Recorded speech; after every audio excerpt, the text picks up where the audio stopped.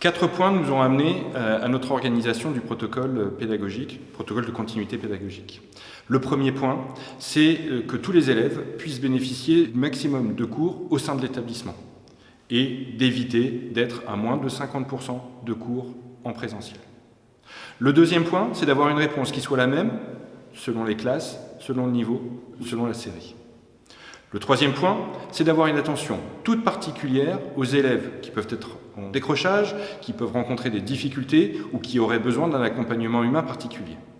Enfin, ce dispositif a vocation à être évalué, réévalué et adapté en fonction du déroulement de ce protocole pédagogique. 2 points de tension sont particulièrement identifiés. Le premier point de tension, c'est le PS, et la pratique de l'activité sportive au sein des cours de PS ou au sein de l'activité sportive. Dès la semaine dernière, nous avons rencontré avec M. Bodoni, adjoint gestionnaire, l'équipe de PS pour réadapter en fonction des fiches repères éditées par le ministère et les recommandations du corps d'inspection, réadapter les enseignements. Les activités qui seront proposées sur le deuxième cycle seront donc modifiées afin de permettre la distanciation et parfois le port du masque selon les activités. Le deuxième point de tension repéré est celui de la demi-pension. Chaque jour, ce sont plus de 870 repas qui sont servis, avec globalement 320 élèves au niveau seconde, globalement 280 élèves au niveau première et 260 élèves au niveau de la terminale. Il est donc nécessaire que nous puissions diminuer la tension sur ce service de restauration scolaire. C'est ce qui nous amène d'ailleurs à réfléchir à un protocole de continuité pédagogique. Aujourd'hui, nous avons d'ores et déjà mis un certain nombre de choses en place. À la demi-pension, avec un traçage des élèves pour savoir sur une table à quelle heure ils ont mangé, avec quels camarades ils ont mangé et de quelle classe il était pour retrouver les cas contacts si cela s'avère nécessaire. Depuis le lundi 9 novembre, nous avons mis en place une simplification des menus à la demande de la région Hauts-de-France qui reste compétent en la matière et après avoir consulté pour le président Xavier Bertrand, président de la région, l'ensemble des chefs de cuisine des 270 lycées de la région Hauts-de-France. Nous avons également obtenu, depuis le lundi 9 novembre, un renfort de 2 emplois pour procéder à la désinfection de façon régulière dans l'établissement et plusieurs fois par jour des poignées, des interrupteurs et des blocs sanitaires. Nous avons également mis en place, et nous allons mettre en place dans les prochaines heures et dans les prochains jours, la distribution de gel hydroalcoolique aux professeurs. Ainsi, les élèves, à chaque entrée et chaque sortie de cours, pourront procéder à une désinfection des mains, puisque nous avons des difficultés sur les blocs sanitaires. Enfin, nous continuons de recommander, comme le précise le protocole sanitaire, l'aération des locaux, 15 minutes au moins, toutes les 2 heures. À l'issue du conseil pédagogique du 9 novembre, nous avons arrêté une organisation. Cette organisation a été présentée à l'Assemblée générale des délégués ce mardi 10 novembre. Nous sommes partis sur une organisation qui correspond à 1 semaine à distance par niveau sur 3 semaines. Pendant 2 semaines, ils seront présents, 1 semaine, ils sont à distance.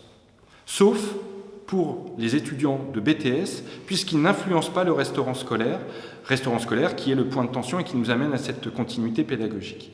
Les étudiants de première année continueront donc leur enseignement en présentiel, et les étudiants de deuxième année, pour ceux qui sont en stage, continuent d'être en stage. Pour ceux qui sont en rupture de stage, bénéficient d'une continuité pédagogique avec leurs enseignants. Et pour ceux qui doivent partir prochainement en stage, les dates de stage sont maintenues. L'objectif de cette nouvelle organisation jusqu'aux vacances de Noël est de pouvoir répondre à 3 priorités. Première chose, fluidifier le fonctionnement de la demi-pension afin de permettre en particulier un meilleur traçage et une distanciation des groupes d'élèves. Deuxième élément, maintenir le fonctionnement régulier de l'établissement, les emplois du temps des enseignants et des élèves.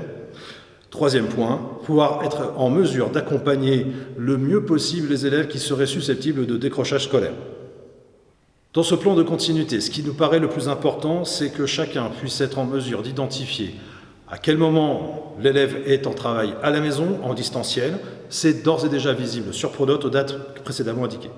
Et quel dispositif va l'accompagner pour le travail à la maison, à savoir l'utilisation des ressources de l'ENT Néo, les dispositifs exercices, forum, l'espace documentaire, la messagerie, la webconférence.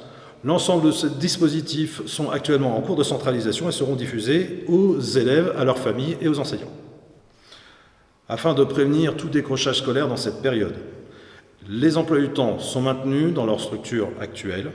Les élèves voient apparaître à la maison lorsqu'ils sont en travail à distance, mais les appels seront maintenus avec, par exemple, des pointages des élèves présents en classe virtuelle lors des webconférences.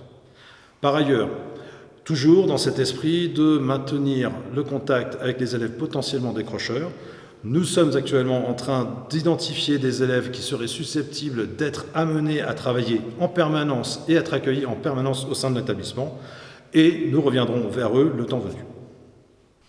La mise en place de ce plan de continuité pédagogique a forcément des conséquences.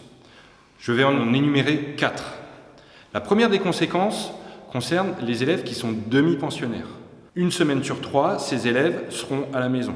Nous allons donc procéder au titre du deuxième trimestre sur les factures de la demi-pension du mois de décembre à une remise d'ordre équivalente à la période où les élèves auront été à la maison. Si quelques élèves que nous avons identifiés sont en présentiel, pour ces élèves-là, il y aura un passage au ticket.